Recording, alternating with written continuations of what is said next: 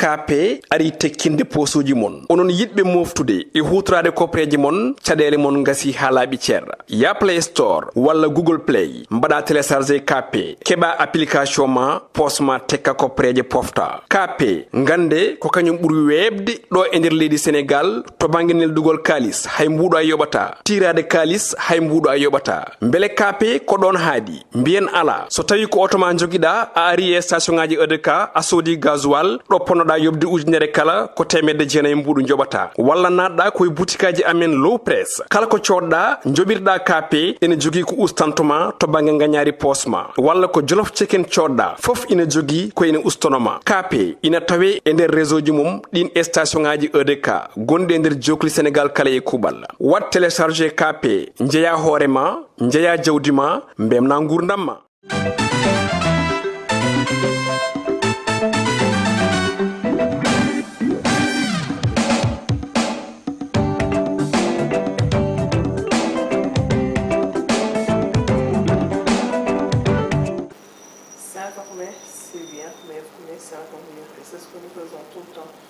à mes téléspectateurs de la Piindi on calminama on juurama beltanama no hatini e dañi tigui weltare kadi juuɗaɗe ɗo e mon émission men Miin E Mon kono émission Miin E Mon hannde noon koko wayli ko ganduɗa ko woni sawrobaggo ko noon tigui ya bunka ko noon pulaar wi émission ko wayli sawrobaggo seeɗa artude mon ko ganduɗa ko woni actualité tout donc émission ko on jodni ɗo kono kadi kala saaha émission o yartani ɗum noon dañi tigui weltare kadi jooɗaɗe ɗo e nanɗo mbarko jammal kesmo woni ɗo gonnon on calminama on kuuɓal en calmini kadi dennagal kadi gollotoɓe ɗo e Piindi en calmini les auditeurs les auditrices ɗi ganduɗa e kala saaha oɗon jeeɓa on kaɓani on tampani e kala saaha on mbaɗama aussi gros coucou mboɗo waɗi ɗo e mon frère mon ami Bounker walla mi wiya Mouhamed walla mi wiyamo Thierno Ba Ndiaye omo heewi yettode mi yettade Ba mi yettede Ndiaye ɗum wawi wonde yettode Ndiaye kam waɗata haydara ko gueɗel quoi gorko mo mumbo jeeset almami salminama Bounker salmin bandiraɓe merci beaucoup grande sœur Fatou assalamu aleykum bandiraɓe musidɓe tedduɓe yewi en ko ero Piindi TV en calmini en juuɗe ɓuri kala inde yettode caggal jettude juuɗe rasoul bandiraɓe assalamu aleykum en calmini l'ensemble de l'équipe Piindi TV ɓe ganduɗa le joɗo e nder galle o salminima donc l'une des présentatrices de Piindi et merci aussi de nous avoir invité sur ce plateau wawi yimtude gueɗe ɗe ganduɗa aussi ko mbiɗani ça parle de l'actualité ça parle aussi maaro hen joni ko woynako to gal mbiɗani somi dañi inde e ɗiɗi hattata e ƴettode ɗum ɗo gal tuttirimi noon par ce que indamo Mouhamed Mouhamed e tigui pour waɗa fawre hen goɗɗum ɗum alay saago ɗum dañi inde won sa yiiɗi fawre hen goɗɗum fawa hen goɗɗum tigui c'est ça quoi donc du coup merci beaucoup Bounker Mouhamed Thierno Bali ala problème mumbanade kala kuuɓal mi salminiɓe nde tawno min ko koyngalam nano mumbo hanam nano mumbo machallah ɗum noon to junggom nano c'est mon frère mon ami mi heewi farno ok ko taki ala far c'est quoi ton problème Seydi Ndiaye ko PS Malick Ndiaye PS a salminama assalamu aleykum bandiraɓe assalamu aleykum rendo fulɓe assalamu aleykum ɓiɓɓe haalpulaar en on calminama mon fof inde mum e yettode mum ha joni ko weltare kadi arde ha ɗo ene joɗade bandiraɗo debbo mawɗo moƴƴo woni holo woni Fat Ndiaye eyyi ko yettude Allah no fewi moom manam ene wonno fandaram joɗɗade ma goɗɗo ndeɗo jonde machallah donc mi salmini onon foof kadi yeɓoɓe dendagal Piindi TV moni kala inde mum yettode mum tigui prince no heewi far wonko jeeƴaɓe mataw ko noon jibiniraɓe bunke rayimo omo heewi far no je comprends pas mbaɗɗa ko noon jibiniraɓe ɗum kon ala probléme quoi ko mbiƴam ala probléme merci beaucoup prince on gadde kadi holko joguinima ɗo hannde kono kadi min taki kam junngo ñaamo pullo jonta ɗon hoɗo Ousmane Acci ose fait des vidéos suko mo ganduɗa machallah mon waɗmo découvrir joni e tawno ko watta ko na waɗi fayde no fewi no fewi no fewi ose gorko mo hayre law ose bisimilla ma mi salminima assalamu aleykum wadina assalamu aleykum watu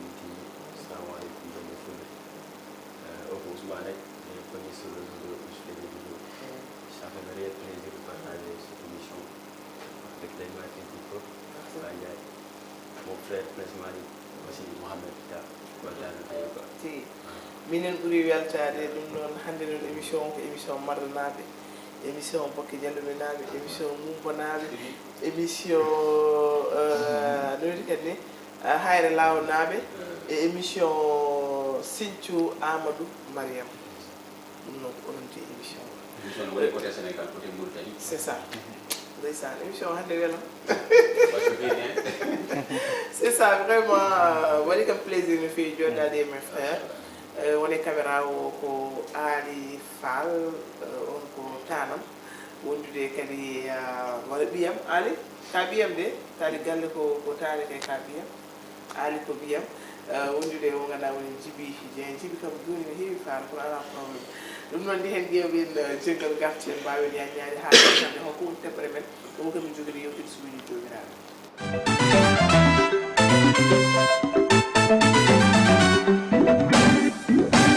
tigi merci beaucoup onon wonɓe caméra o kono ɗumka en ji hande yewtidem min garno hande ko yewtide ko ganduɗa ko woni actualité leydi ndi leydi jiiɓima kono kadi yettere Allah no fewi jaade Allah haalni ɗo foof tan ko yettere Allah kono en jii kadi woodi ko waɗi impact seeɗa e ko golluɗen ko ha tenti e ɓe waɗaɓe ewti hannde ene tawno ko ɓe ngannduɗa ko dilloɓe e ko ganduɗa ko woni application ene mbawi wiide woni TikTok application goto mo ganduɗa hannde yimɓe hewɓe mbatti haqqille on application e rendo ngo fof wona tan Sénégal partout dans le monde ene mbawi wiide te kadi ko ɗum addi e jokkodiral no heewi ko ɗum addi e nafoore no heewi kono ko ɗum kadi bonni no heewi surtout e dow ɗum noon saabi hannde min mbiya min mbaɗa invité ɓe ɓe ngannduɗaa kadi gonotoɓe heen ngoni heen kadi enenne kadi saha fo ene mbaɗa heen seeɗa kono kadi ko ɓe kam ɗum no jeeya e golle mumen yewtidde hade situation no wayni no réseau bi kuppirani kono kadi ko ganduɗa ko woni côté positif et négatif e nder TikTok min mbawata wadde hen min dañi hen ko ganduɗa ko ɗum wonata gartam renndo ngo wasa wonde tan ara jeeɓa walla gara ɗum ɗo walla gendiral walla ittodiral walla tout le temps wadde ko ganduɗa wona wiye renndo ngo gartam saabi hannde ɓe mbaɗani invité première question tan fayata koye Ouz pourquoi Ouz fait des vidéos Je fais des vidéos. Pourquoi je fais des vidéos et tout le monde connaît des idoles, quoi. Disons, d'où je fais des vidéos. Ok. Disons que artiste, on a HAAL artiste. Voilà, tu vois. Après, d'où je fais des vidéos. Il y a aussi des trucs. Tu connais bien dans le pays, on fait des vidéos. Non. Disons, un garçon ça. Ok. Un garçon. Moi, salut, c'est mon frère. Mais c'est mon frère, c'est quoi. D'où je fais des vidéos. Parce que moi, je aussi que par exemple, disons, je choisis par exemple une question de cinéma ou de théâtre. Et après, dernièrement, il y a l'année 2020. Et dès 2020, par exemple, dans une vidéo, par exemple, comme je dis, avec tout le son, tu vois. Donc, par exemple, pourquoi pas TikTok et HAAL, par exemple, on peut évoluer, par exemple, disons, on est dans une vidéo. Mais pourquoi pas, par exemple, mais à Raminati, par exemple, concept question. Avant de mettre un concept, par exemple, Minati woni vidéo tous les pas. Et aussi c'est mieux derrière nous là aussi des vidéos mais sans plus. Tu vois. Après nous même ko Diallo fait des vidéos qu'est-ce. Et nous peut-être que Diallo va dire par exemple Diallo et disons Guida où fait des vidéos par exemple. On y par exemple nous le comment quoi. Après nous on fait des vidéos ça va. Et alhamdulillah on fait des vidéos. Julie compte TikTok. En même temps Julie compte YouTube. How do you allier les deux? Mais c'est simple parce que disons, à YouTube par exemple, vous avez des travail, par exemple YouTube ça tourne encore des longs métrages par exemple, court métrages disons. Mais TikTok vous avez des simples disons. Par exemple, tu as une idée de par exemple des messages par exemple, faites au moins 30 secondes par exemple. 30 secondes sans avoir par exemple. Why être vidéo 40 minutes why peu de temps il y a vidéo à faire tu vois mais ça fait par exemple on a des TikTok on dit résumé par exemple idée gauche on a une des TikTok ça va et à part YouTube par exemple souvent à dernière par exemple des réalités wala témoignage mo ngana vraiment il est mieux il s'en va pour proposer wala parents par exemple avec choxal dum de trop après on va vidéo ça y est c'est NUIT ko des 3 semaines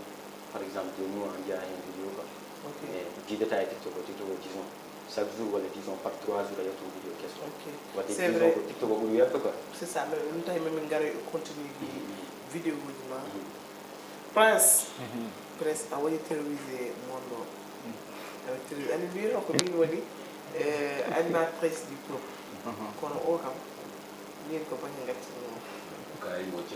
oh non prince haade haydara mbiyanmami ko link ma et les rappeurs peut-être ko wawi wiide min ko mélomane kadi mbo yidde rap mbo yidde heɗade ɗum kadi aussi quoi wona joni par ce que sa miiji sa ƴeewi artiste aji nden guiɗe rappuji nden halpular guiɗe haɓoɓe basal en guiɗe jamen teki en guiɗe erji en nden musique mabɓe en jaran kam foof nden hay sin wiya waɗi concert to wura men ɗo so concert waɗi guuri goɗɗe hay sene toɓon toɓo en jarani yaade ɗum fof pour yidde yiide artiste aji kadi weltonade kadi rappular ne jarani fof ko kettomi rappular ko musique goɗɗo jarnani ɗum quoi e jaran kam e bonnu temps fof voilà par rapport jetta vidéo ji mbaɗa publié ɗi ala e fof mbaɗa neldo kam connexion min ƴettat propre connexion min mi waɗa publié son uji jananni waɗa publié mbaɗa haali jomumen jomum ala wawi ɗum tan sona merci quoi ko ɗum tan ko yiddamen e rappular tolni ɗon quoi kadi nden ɗum ɗo noon mi jokkodiri rappuruji hawɓe nden mo gandonɗa ko mo jiyami tan e téléphone aji walla mo jiyami mo kettomi soñi men hande machallah heɓmam jokkodiri men kam watti haalde men machallah kadi saabi ɗum kam ko gueɗɗe woy noon quoi ok ko page TikTok tan joguiɗa ɗum ɗo kadi woni kadi TikTok tan joguiɗa walla aɗa jogui en même temps YouTube TikTok o kam ɓurɗa andirede no feewi e holko wonnoma inspiré Piindi Astou tan mbiya ya waɗ vidéo information ngaji vidéo ɗi ganduɗa kadi parfois ko yimɓe heeɓe mbanno ignore gadda ɗum pawa ɗum mbimo battenaji ɗi holko wonnoma inspiré c'est o question mboɗo heppuno jaabotemi oɗo question quoi par ce que min ko nanmi TikTok ɓoyani timman 2 ans par ce que so mboɗo siftora en 2021 joguino sehlam goto gued dembo ko étudiant mi jegguinanno so mboɗo teskito jamma goto omo heewi wadde live uji TikTok quoi somo waɗi TikTok mi ponte won e jangdam mi anda hay ko won TikTok mi jawan watti ɗum heeguillam sah donc mi accam mo waɗ TikTok mo kanko des fois yaltinami live mo hami tampa jekki noon hami heeɓi vacances nder 2022 he presque haydara mi waɗani quoi komi jooɗi tan donc mbimi comment noon no yimɓe fof natir TikTok ni est ce que mi naata e TikTok mi ƴeewa quoi à part noon en même temps noon woni advice nde yaltino clip o ko goto mbiye VAR ko ɗon noon puɗɗimi addude clip advice o kadi par rapport e clip boy jarne adda mo Allah fo ɓuri fo am jaggumgol mi waɗi hen concurrencé quoi manam mboɗa haala hen déjà nan kan jemuji e guel commentaire uji gaari woni yimɓe mbatti wadde message ji less mbiya ko kalta ko ɓen gadde hen kirtikaji ɓen gadde hen kadi wallidde quoi e ka goto instant no change um lawol par ce que min hoore mbanmi mbaɗmi ko fewani quoi manam jaggude certains artistes aji waɗi men concurrencé moƴƴani battumi jokkodirde wajiɓe quoi voilà kala jaltinde hen wiya oɗo ko machallah waɗi ko fewi waɗi ko fewi waɗi ko fewi non ha ardi noon quoi e côté information ngaji tawi kam yaaru toon mi imagine tan yemi wona yimɓe fof jebdata journal quoi hande woni yimɓe ganduɗa temps mo perdete e TikTok o on temps mbattade mi journal hay sinno wiyama gaare jeeɓe tel ɓe ngala on temps 24h/24 ko TikTok tan woni quoi donc noon so Prince Malick addi information ngaji mum eɓe tini hen ko heewi yimɓe heɓe mbatti wadde message uji ɓe mbiya an kay information ngaji kewɗi koye mamin tinata ɗum ko guila yimiraɓe guila babiraɓe mawɓe suka foof en jeewi noon quoi des fois fottere neɗɗo to namdo kam wiya an ko information mbaɗɗa ñande ɗo ɗum holto kewi woni haalde jomum an ɗum fof ko toon addi te pourtant jomum ne jogui tel mo yeɓata hen ko ma naate compte ma yeeɓa donc ɗum takka mbiyata on côté quoi merci beaucoup bon ko ral wayna nani no feewi haade min wadde avance tan mi arteji ɓi mbawɓe naade kadi ko gata ko mi débat o par ce que anne kadi won information ɓeccula ɗi ganduɗa kadi min waɗana gakkam rendo mum no feewi mais jiiɓi andi e vidéo ji ma min ko vidéo ma koto waɗi kam marqué ha ɗisi wayde on jour woni vidéo goto mo ganduɗa ko vidéo sensibilisation mo ganduɗa ko suka ɗum ko suka mo ganduɗa hande no wonde jinnaɗo mum debbo kono toppitaki jinnaɗo rewi ko sehilaji mum Allah yahande sorti haaji sehilama tan rewi jinal mo rewi sellani haala waɗi hi sorti wutti toon e jooni fof on vidéo waɗi kam marqué ha pas possible heewɓe prince wiyete ko bunka ene mbaɗa vidéo kono vidéo ɗi ngannda ala continue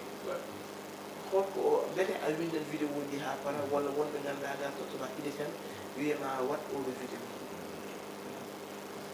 ideji division komin windata ideji division mi windata film o par exemple so fellitimo waɗi court métrage uji naara komi winda par exemple émission ji ɓeɗe tum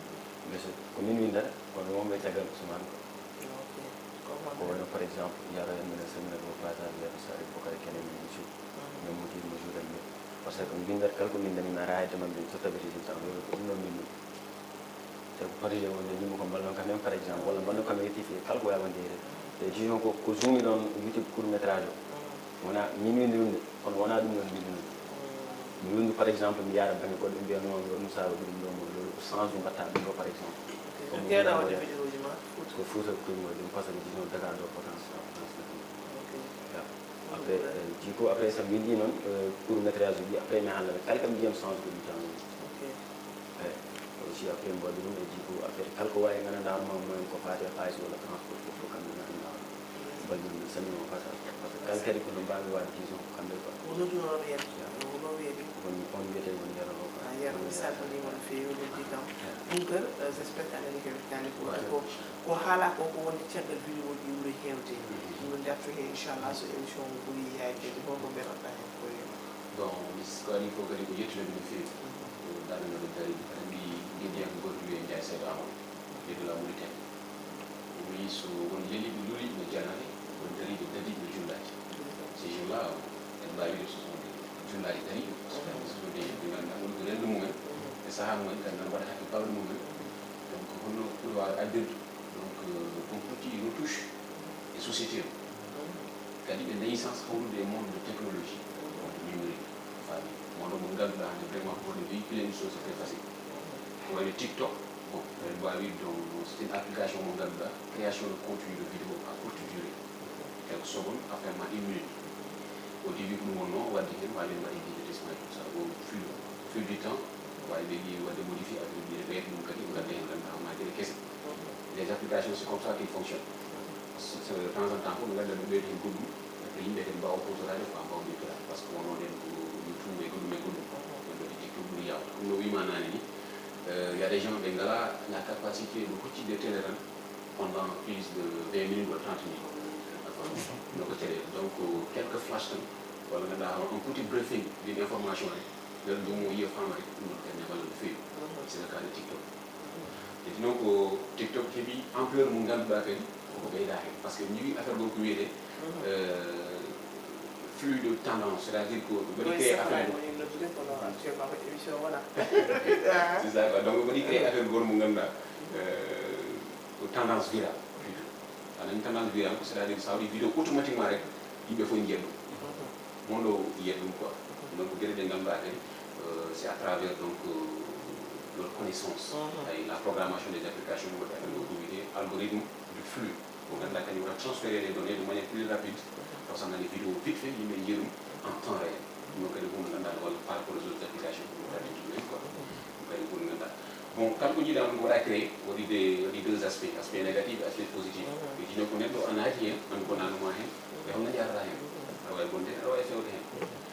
min kam ko beltotomi hen tan ko à un certain moment l' application waɗi proposé idée ji goɗɗi ko woni ganduɗa hoorema on liggey bon côté économique o fami TikTok kadi hande ɓuuri ana hande aɗa won tiktoker ha ɓuura advice wonde célèbre ɗum ko TikTok tan daña o c'est vrai aujourd'hui hande wonta célèbre à travers TikTok c'est ça TikTok hande ko ɓeydi ko mbimi ko noon ko addi ko no heewi ko ɓeydi ko no heewi kono kono ko bonni ko no heewi ɗum to hande débat ko ɗon e mbatti ɗum holno yimɓe mbawi wadde par ce que hande TikTok hewɓe mbaɗi ɗon célèbre anda taw wona des animateurs wona des animatrices wona aussi des no wiyete noon keni wona yimoɓe addaniɓe wadde célèbre ko TikTok andi ɗum wiyete ko ni star uji TikTok hande hewɓe hande goni TikTok hande ha yimɓe gandi ɗum e taw TikTok tan wawi wadde ɗum e dow ɗum débat mo gaddani o ko enen fof enen fof jeeyi ɗum mbawi hen haalde hande on jii ko tiktok waɗi ko par ce que neɗɗo no fina subaka ni so jiimani téléphone ƴeewa tiktok sikkan ko kañum wayi kono ñawɗo mo yarani compte comme ko mbiɗa ko wonɓe ganduɗa hande gaccata télé jeebata télé jeebata goɗɗum mais tout le temps no jiime tiktok mais kadi son ƴeewi est ce que tiktok o ne walli men gartam ɗum ko question koye mon onon fof naɗo tan joftirɗon seeɗa nani haali affaire mbiɗo joni mbimi e tiktok ne waɗi ko mbiyata hype house c' est à dire ko terme anglais ko ɗisi ganduɗa hoorema wawi waɗoɓe concevoir des vidéos courte durée vidéo de divertissement nda galle maɗa film hoore maɗa am wayni hype house ɗum noon kadi ne walla joni mo waɗani haydara ko waɗa divertir waɗa s'évader dans un monde ganduɗa hoorema autre tu vois kadi walla mo sellani gueɗe mbaɗi ɗum hande e nder tiktok heɓe puɗɗima dañi hen peut être en afrique enen ko wiyete ko systéme économique o yarani ɗum taw wawi mbattani yoɓe taw mais à un certain moment wawi ɓe jii ko wiyete mécanisme sélectif c' est à dire à un certain moment ɓe ƴeewa ɓurɓe hewde abonné ji ɓe mbaɗuma sélectionné e te vidéo ɓe ƴeewa so tawi ƴeewi vidéo ji a ƴeewi abonné ji ɓe mbaɗma sélectionné mbatta wonde mo ganduɗa ma réuni c' est à dire mbaɗma récompensé par ce que no jiggal ɗi mbattaɗe ak application o nder application yarude yeeso ɓe yaltinini des fonds ɓe pawi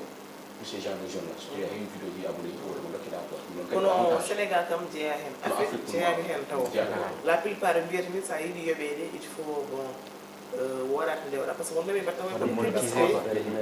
potanno ɗum par ce que so naani toon tan way ko genre publicité min mbatta ɗum ɗon wonto neɗɗo rewata ƴetta seydi ma gonɗo caggal leydi change compte ma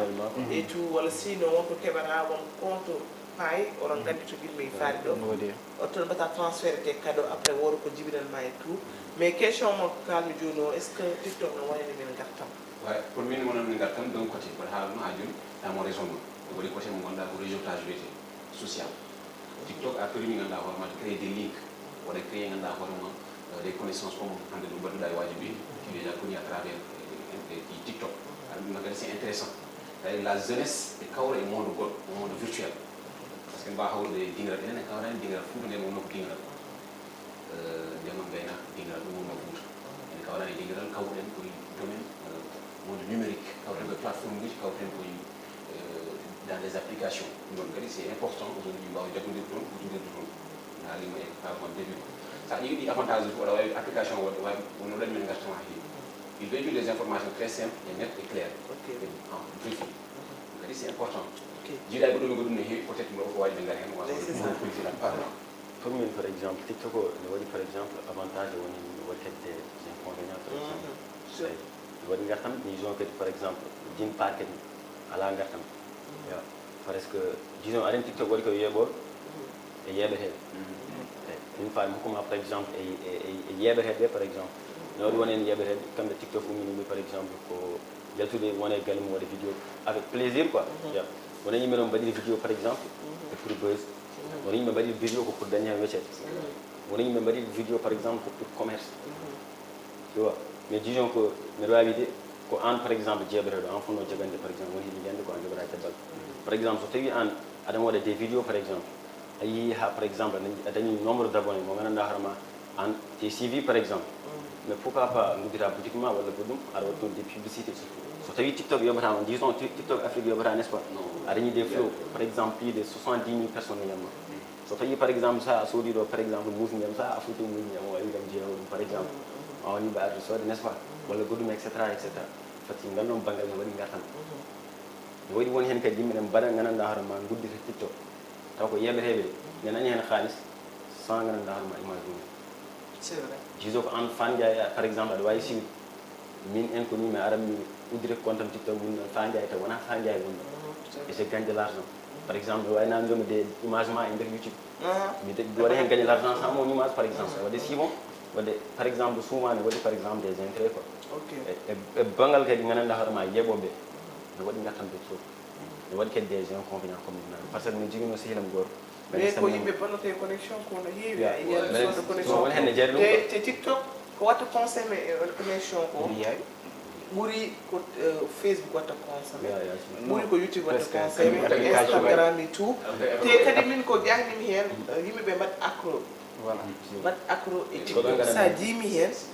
a tukkitako mais wonɓe ganduɗa hande ala haydara ko liggi hen so wona hajjumen no bone hen mais min ko ɓurkata hen musti hande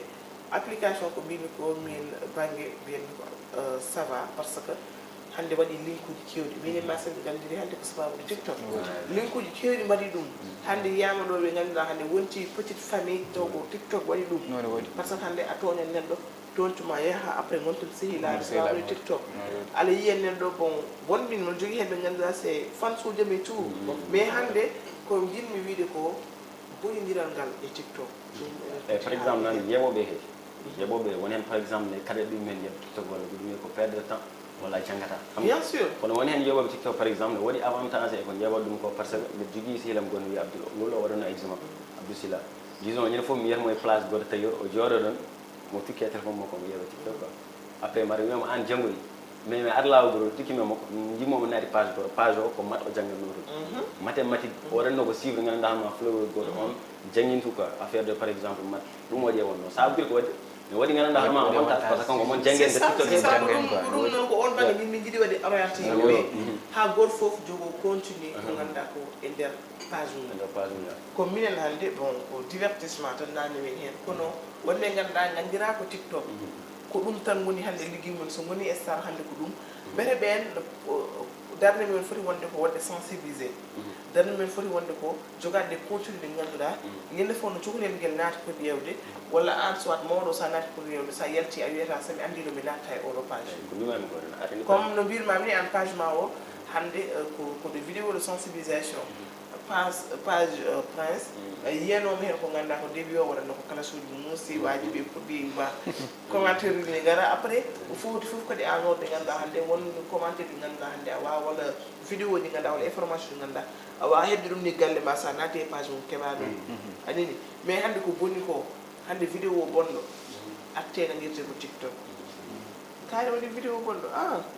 gadɗa nani ɗum ko TikTok toon kam mom ƴettodiral ngal yendiral ngal tout le temps haareji ɗi onon kam tout le temps onon jii vidéo ji par exemple comme prince mali ko o yihi par exemple on waɗa woni hen genre vidéo o yi haw dañi hen fleuve uji on wano continue ngal no jabal mais omo andi jabal makko ngal yahani o santi mais so tawi par exemple hewɓe hen comme leñugol hewɓe dañi des fleuve uji kewɗi ana andi ko mbatta ko wona ɗum te an ko yimɓe ƴewanma ko sukaɓe ƴewanma e sukaɓe yimma wadde waɗa feere ko ɗon tigi calmintumi mon ami mon frère machallah borom loxo bu gaaw bi ci man on woni parrain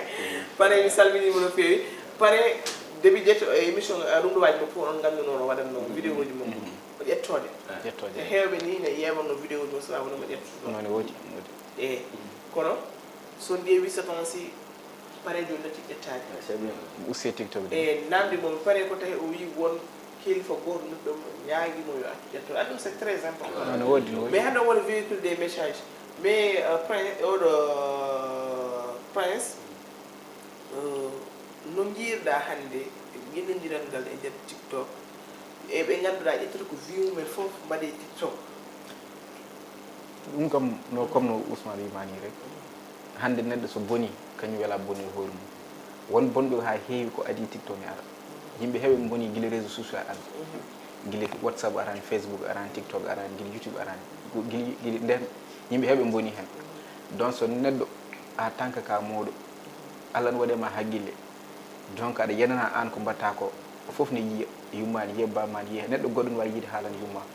donc ko tagui an a watta ko yooɗi hande won waɗɓe ko yooɗi ha keewi manam goni hen star uji dañi hen abonné ji ha keewi taw nguru men bonani hen neɗɗagal men bonani hen donc par rapport an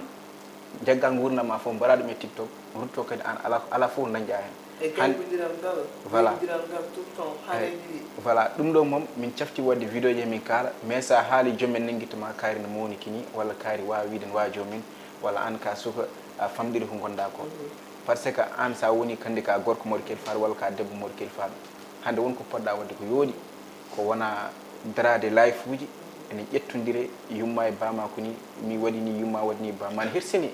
par ce que oɗo sa yimi waɗima ko abonné par ce que ndar golle mo hon jooɗi quoi kono somi tawi golle mo hon jooɗani allah ne seedi min jokkodirta hay numéro mo jogata o heewi yimɓe mbo yiya ko mbaɗa gueɗe bonde e TikTok hay yeɓata vidéo ji mabɓe sah te pourtant ko waɗata ko noon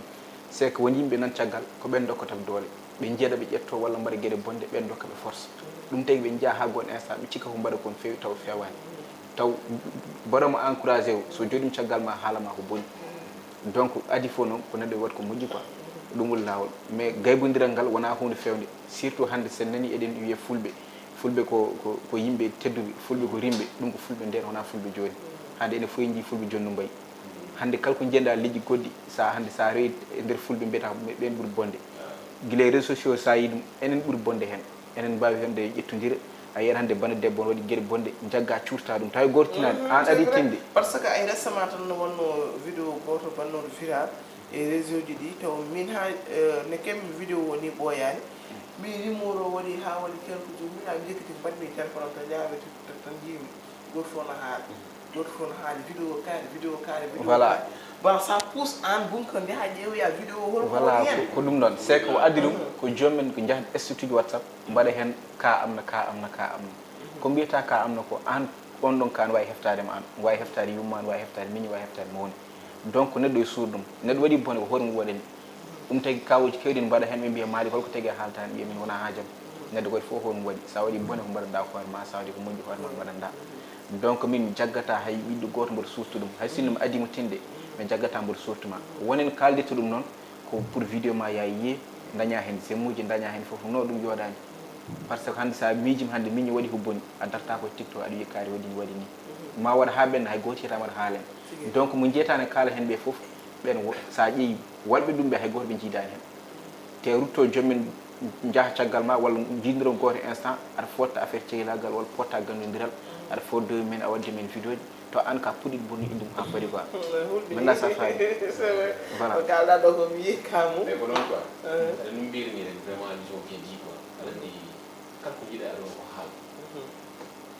haala maɗo mbiri gooti to allah ƴetti haala halfini malayka ɗi mba jogade haala aɗa ƴetti haala halfini dine wi mba jogade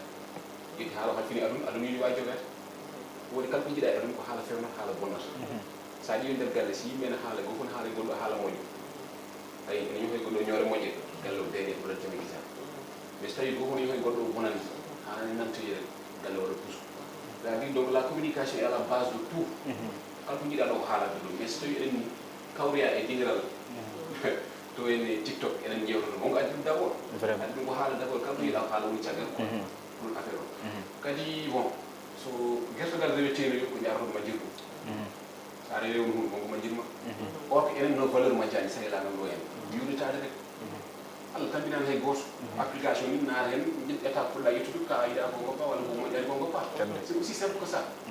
kadi noon ko enen no mbimami ɗe kawrani e dingiral enen kawre mbedda ene fof eɗen kaal mais kawren ko dingiral ko ganduɗa tout se passe là-bas ande kala ko heewi toon nagosi kadi won kalɗo ɗo nani ɗum ɗon ko mbiyam ɗum ko sous forme de suspense neɗɗo en matière de communication ene yaaji ene heewi ko kutotoɗa ko waɗa fottude la population walla fottude les auditeurs walla les spectateurs hande mbaɗa créé affaire goto rek pour yimɓe gabbitoyoma mais sa yeehi hande mbaɗa orienté il y a des gens qui travaillent comme ça ɗum mbiɗ ɗum nani fottoɗo ƴetto ƴaɓon vir ɗum ko création waɗa wode créé ɗe ganduɗa hoore ma suscité e nder yimɓe kamɓe mbawa rewrema so ndema ɓoy noon hankkadi en jogoto une nouvelle idée mbaɗaɓe orienté banggue goɗɗo dokkaɓe tor c'est à dire il y a des gens qui cikkuma a ƴetto nagam ƴettoɗaɓe banggue goɗɗo kadi ko création aji nder hen quoi nane haali mbiɗa application waɗa consommé no feewi c'est à dire application o rek ene heewi ko wiyete ganduɗa hoorema des données gonɗi nder waɗi ko ganduɗa wiyete des filtres en guise des filtres de beauté ɗi ganduɗa nan nder yimɓe en coutro pouvoir yomno vidéo ji mumen jiiɗa la musique gaddatal poɗa nan hen ene heewi affaire uji ha heewi ɗi ganduɗa jeyaga programme ɗum tagi application teddi waɗa consommé de données e goɗɗum mais en tout cas neɗɗo o tan foti andude ko moƴƴi ko ƴetta ko boni ko fawɗa hen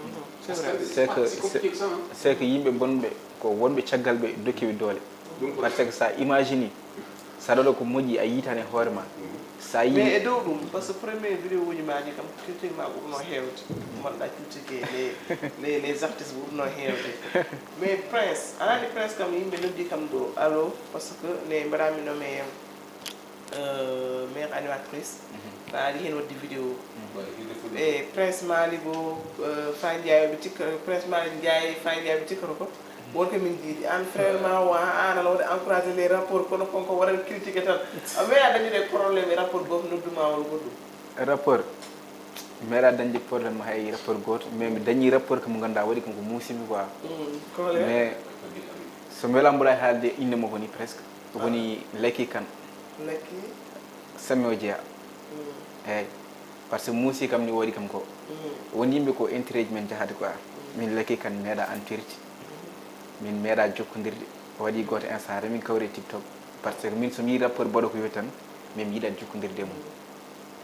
mum on instant noon e tiktok min dokkodiri numéro uji mbanmo message min jokkodiri hen nden noon mataw ko mbaɗɗo programme fodde addude projet goto projet soit taw yaltude quoi donc yomi waɗa nommé ménagère mbiyamo ki ala probléme min noon ɗum ɓurani wonde gartam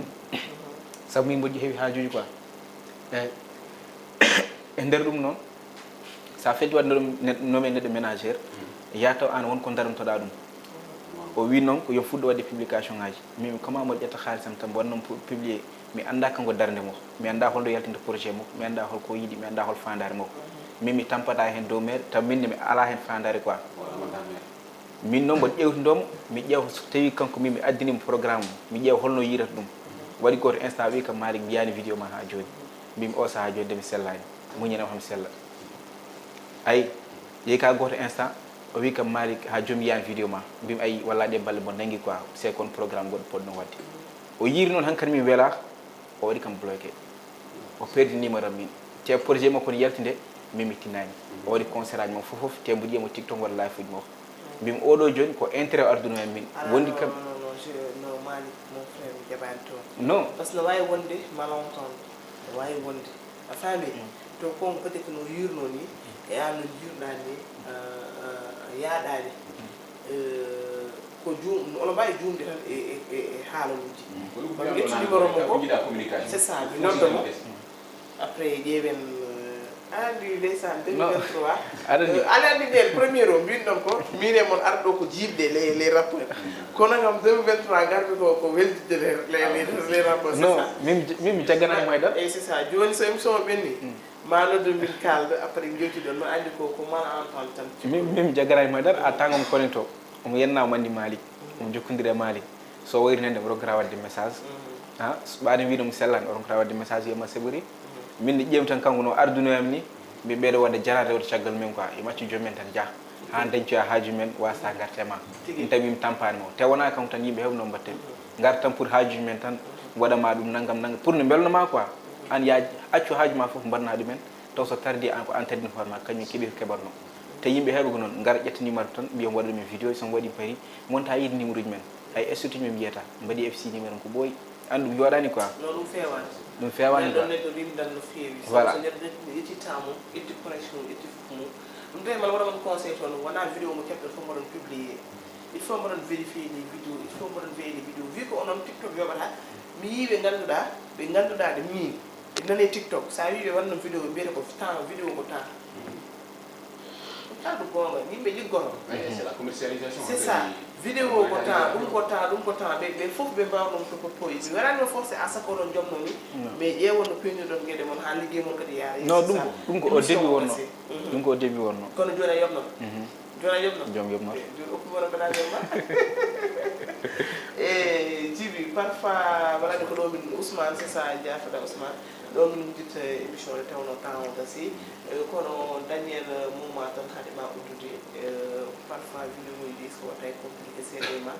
woni tournage uji ɗi hay to ganduɗa ko woni yimɓe wonoɓe hen ɓe et tout et hol matériel joguiɗa hol sono tourne aussi so mbiɗa tourne disons ko téléphone tourne ah bon vidéo ji ma no way lerdude téléphone tourne ok pour wadde monté aussi wadde monté aussi ko téléphone hol mbaɗo vidéo ji cadre nana Ibrahima Khalilullah Ibrahima o passage quoi o woni cadre mi waɗa montage vidéo ni quoi ko ɗum o jangi mben non o jangani ɗum sax Ibrahima jang on ko duubde o dañi 20 ans o dañi 25 ans Ibrahima 16 ans Ibrahima cuuɗe machallah wonno cadre vidéo ji cadre parce que minen gonni gelle quoi après mi tourne yaami nawramo après o joni ɗi fof ha ɓoy seeɗa Ibrahima ar gay ay Ibrahima an joni Ibrahima ɗum batta min mi yoɓata kaali sabu mois goppama mo gara wonno comme cadre a jaɓi joni min mi yoɓata kaali no kon jinɗa mi yobbali o ça dépend ah non vidéo ji ne leeri machallah ma arifa wonko fowi hen taw ala baɗowo ɗum cadre so wona Ibrahima ko ɓeyata bandiraɓe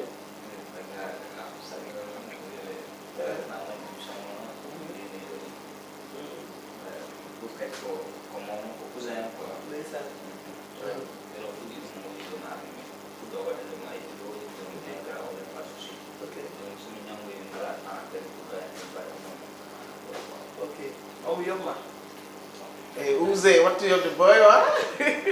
koko yobma c'est ça merci beaucoup on dit bonne continuation vidéo ji mbaɗi fayde no fewi kam waɗa ɗum cadre après ji ko gilamo ɗum cadre min jeehi après nder hen vidéo ji ko mbaɗi viral ko hewɓe no juuɗan min par ce que jiɗo andi tiktok souvent ko yimɓe ɗiɗo cohdata après min e mon frère mudir l'argent ɗon semaine o fata minen kedi ɗum vidéo eyi jidi en ka premier semaine après mi waɗi complot goto par exemple complot par exemple wonno ko yo wi comme ça min kam ñamɗo haalis mabɓe haalis soti dine après ɓe ƴeewa réaction goji gonɗum caggal mi juuɗan vidéo ji mi yarano kam après guila waɗi vidéo tiktok j' espére on jimi après waɗi haalaji kamɓe noon ɓe cikanno ko par ce que complot hakkude min e makko e réseau quoi après disons mo juuɗannomi ɓe paami gofuji ko mum quoi par exemple on waɗi o holko renungamani ko min après j'ai choisi des personnes dont mo gandanɗa hoɗumade touride non an boyo ko bandide Bougar a nani ko wi ko joni a mbaɗa retiré ɓe ganduɗa retiré mo ganduɗa hoorema mi rendi ɓeeɗo mi mbaɗani sincére ɓeeɗo par exemple mo ɗo par ce que aɗa andi probléme o wonde ɓe jaaha ɓe kaala banggue goɗɗo par ce que ɓe jaaha ɓe kaala banggue goɗɗo par exemple usde weedi uskoñi moɗol ɓe gaɗa ha hedde mo ɓe change sujet ɓe non ɗum sa waɗi mbaɗa foti wadde ɗum ni inata an kaala ɗo ko mbeɗaɗa hypocrite quoi tu vois et après nder mamme tesa gandumi kadi moy ɗo quoi et après ha dari ha ɗoni quoi ça va Daniel moment dernier moment donc ñimo wiya minen salmina staff o fof ko juudanɓe par ce que la aɓe jogui no fewi no ndero sara en ɗo kay kenen en quoi kamɓe fof modiri en zigi en major américain en mamadou lamin en kamɓe fof dal no juudanɓe ɓe salmina aussi kadi kasum électricien ya aussi kadi on koye ɗo mone min salmini kadi para en ɓe famille o fof kadi par ce que hande c'est grâce à kamɓe kadi hande ok merci beaucoup famille o fof sabbinama Bougar ko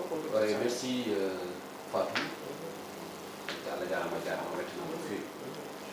wonde gandanɗa vraiment aɗum ƴettata o jeyɗa ko jeydeɗa ka jeeya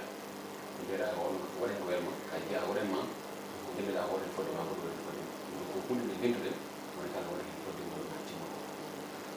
merci beaucoup à toute l' équipe Allah jarama jarama ɗon kadi haalata tan ko tataki woni koto yam ko wadde kadi aussi siftinde yimɓe hande TikTok so kayi banggue négatif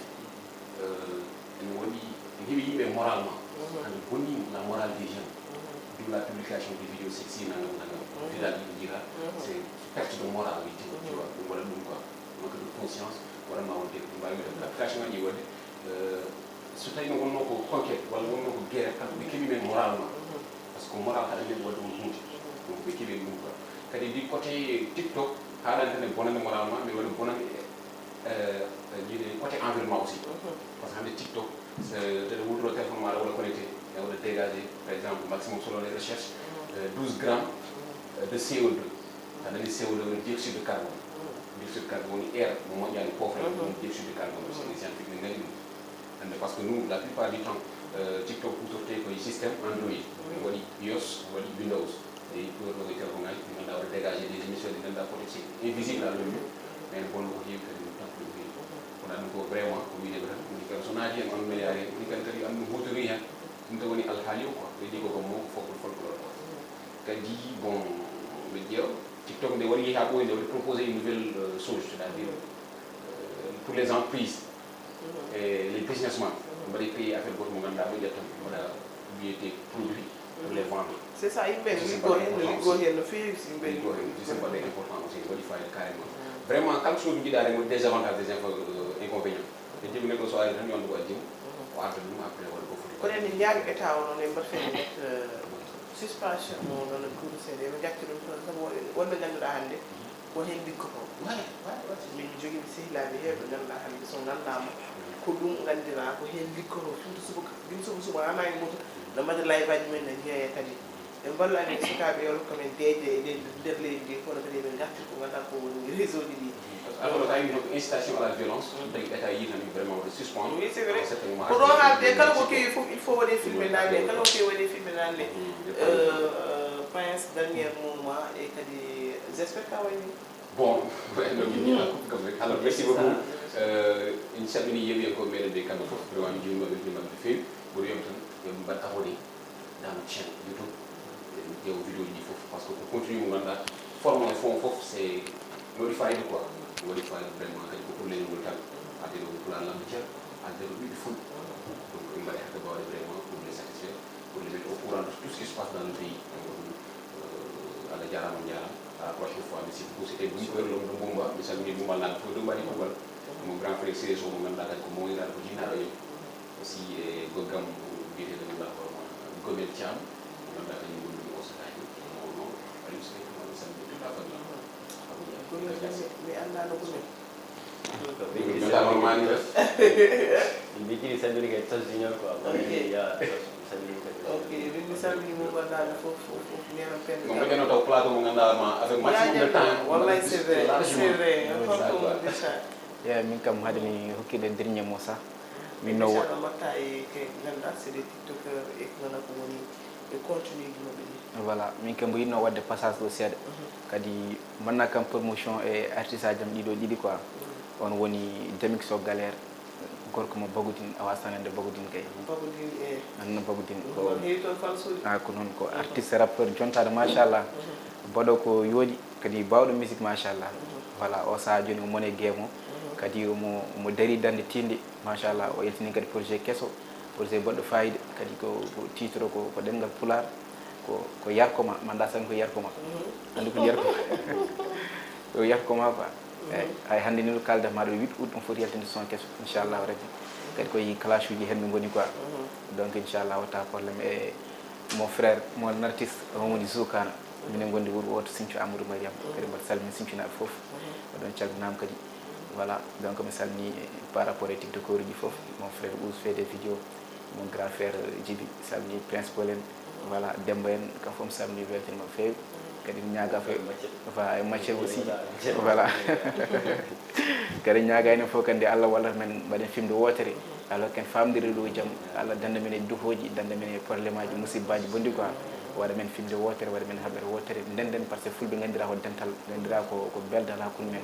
donc ɗum tan kadi émission waɗi fayida quoi kadi woni fayidagal mawgal joddade e fandiayi kadi nanɗo mo kaldanoɗa ɗi tawn foof Allah hodditi kadi on jindiri dow cellal dow kisal kadi wona hunde wemde quoi donc kadi jetta Allah on baɗɗo ɗum o kadi aussi quoi kadi mi salmini staff fof kadi yo Allah hokken kadi jotta ɗiɗo saahaji kodi quoi taw hesɗi addi men ɗon kadi en calminama on no fewi merci beaucoup mi wettima no fewi Prince Malick merci beaucoup Ouz fait des vidéos wonde bunker mon frère vraiment mi wettima no fewi sa natti bagodi noon il faut mi salmina mon frère Adama Diallo gorko mo baggodin mi salmini mi juurimo no fewi mi salmini kadi Mouhamed Jim machallah on ko sehilam no fewi Mouhamed jomala kisal woni ma gorko mo baggodin sami dennagal kadi yeɓanoɓe fof salmini caméraman ɗi woni Djibi no wonde Ali Fall en calmini Hadi Ly mon frère mo ganduɗa kadi fof no waɗa golle fayidinde ko ganduɗa ko woni e TikTok o en calmini Samba Ba o woni Samba Sénégal ɓen fof ko tiktokeur uji machallah woni de Zifou mon frère o salminama wonde mo ganduɗa woni Fawzi Diallo Mohamed Soumrou j'espère que vous allez bien ewa salminama fewi Yaya Dembélé ɓen fof koɓe ganduɗa hande nane TikTok o ko pour widema tan hande donc El Hadji Soumrou ko widema TikTok o ko wadde ko no heewi kono noon yimɓeɓe yo continue ɗi ɓe mbaɗa sensibilisé très important nde ƴeewa ko moƴƴi ko subo ɗum na ɗum TikTok ƴeewa ko ganduɗa Allah yimɓe gartan kowa ɗum to e yimɓe gusa kare ɗi e dukkude beydiral ngal o Allah waɗa men sutura aduna e laakara waɗan min jam partout ɗum noon vraiment beltima hannde e garangal mon ɗo kono beltini kadi dennagal bandiraɓe somo rendez-vous ko ɓoyta suuji jomiraɓe e nder émission men Miin E Mon kala ko ke haalaka e ñague mo yafuye mi salmini mon frère mon ami kono Omar Mbodj machallah yeerima e wayrande wele baccakala maji jani mayitano jaltaɓe Omar mi salmini galle o foof lomɗo Mauritanie Seydi Mbodj ɗum noon mi salmini galle fof e kuugal